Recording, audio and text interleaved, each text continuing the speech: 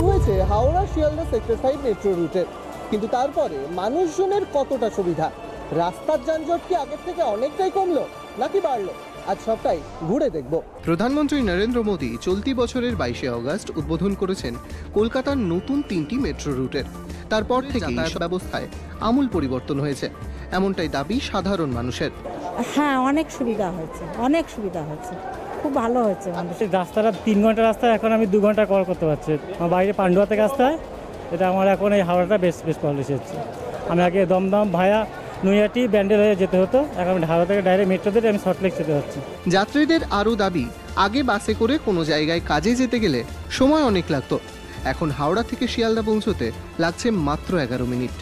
মাকে নিয়ে 1.5 বছর ধরে যাই চেক আপের জন্য। আমি শিয়ালদা এসআই হসপিটাল যাই, বাসে করে অনেক দেরি হয়, মিনিমাম অনেক 1.5 ঘন্টা, মিনিমাম জাম যদি লাগে মিনিমাম 2 ঘন্টা লেগে যায়।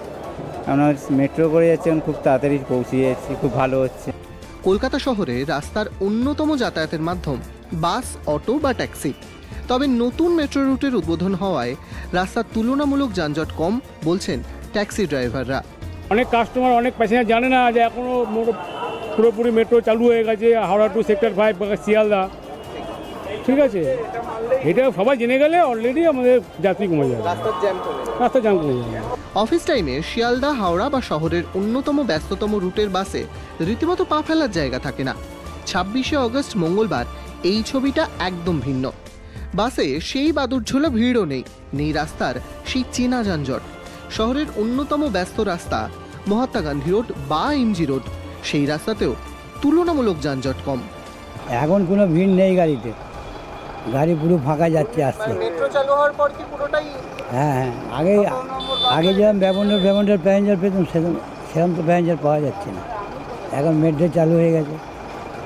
3টে নতুন মেট্রো রুট চালু হওয়ার পরে অপেক্ষাকৃত যানজট অনেকটাই কম।